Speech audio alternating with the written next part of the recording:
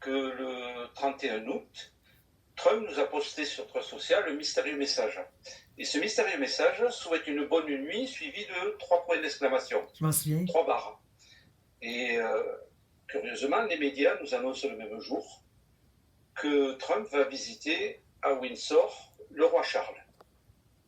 Alors pour moi, le message de bonne nuit avec 3 barres, ce serait un message codé vers le sosie de Charles III qui lui souhaiterait un sommeil définitif. Et vous vous rappelez que chaque fois qu'un Trump a visité le pape ou la reine, ce qui s'est produit ensuite. Donc, je vous donne en mille les initiales 11.3, King Charles. Et donc, on aurait fini avec la dévolution du roi Charles. Et puis, un petit clin d'œil, la bague de Charlie Kirk, elle était volontairement sur le petit doigt. Et une bague au petit doigt, c'est le signe distinctif de la royauté britannique. Voilà, je vous rends la parole. J'ai envie de réagir un peu à ce que tu viens de dire, Marc, avec les initiales CK, j'ai vu le drop. Et ce qui est intéressant, c'est qu'il y a 3 jours, il me semble, il y a 3 ou 4 jours, il y a eu, comment il s'appelle, le fils du roi Charles, c'est Harry, hein, qui a renoué contact. Il a voulu donc apaiser les tensions qui existent entre eux, donc ça reparle du roi Charles. Et on a une déclaration de là tout à l'heure, il y avait Trump qui disait oui, mon fils Baron Trump, c'était un fan de Charlie Kirk, et il lui disait qu'il souhaitait le rencontrer. Et alors il y a Trump qui, bon, il blague, mais c'était un sujet très sérieux, il dit je pensais qu'il voulait rencontrer le roi Charles. Donc on a quand même le roi Charles qui revient là, ça me saute aux yeux, et la rencontre, la visite que va faire Trump, que tu disais là tout de suite, elle aura lieu le 17. Voilà. Ouais, c'est bien le 17 septembre qu'il va le rencontrer, et il va aller directement à Windsor, il ne va pas passer par le palais de Buckingham. Donc ça promet, je pense, une annonce assez macabre pour notre Charlie de service. Est-ce que je peux juste réagir à ce que vient de dire Marc, parce qu'il y a en tout cas intéressant que j'ai marqué. Vas-y, je t'en prie. Oui, non, parce qu'il parle de Siquet, et c'est marrant, parce que ça rejoint ce qu'il faut bien dire.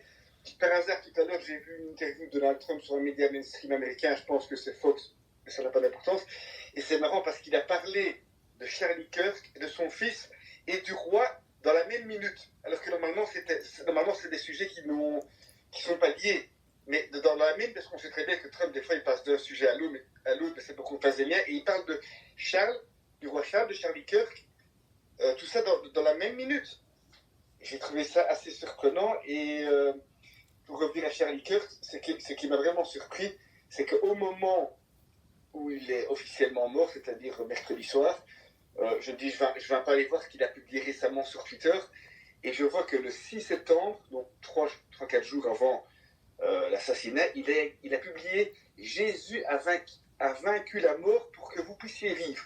Et moi, je trouve ça très, très interpellant qu'il mette « Jésus a vaincu la mort pour que vous puissiez vivre », que le 6, juste avant, 3 jours avant. Et ça m'a quand même fort choqué. Et ce tweet-là a 15 millions de vues, je crois. Pardon, il date du 6-7 septembre. Ça dépend du décalage horaire. L'heure américaine, c'était le 6.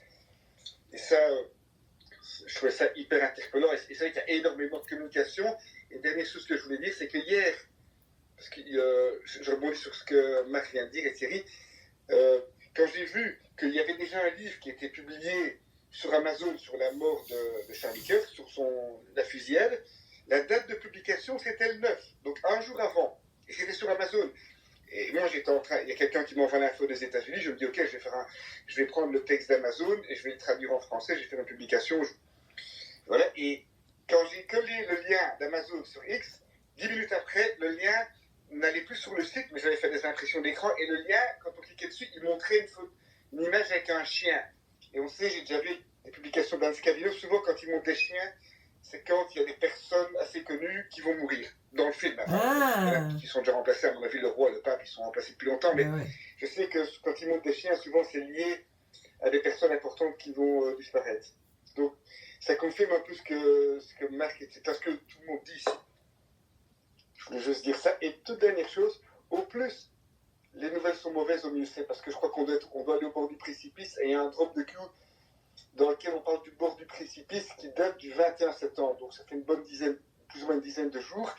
Et de toute façon, au pire c'est, au mieux c'est, parce qu'il les force à s'exposer, donc il ne faut pas se tracasser si Macron met les plein pouvoir. Au pire c'est, au mieux c'est, j'ai envie de dire.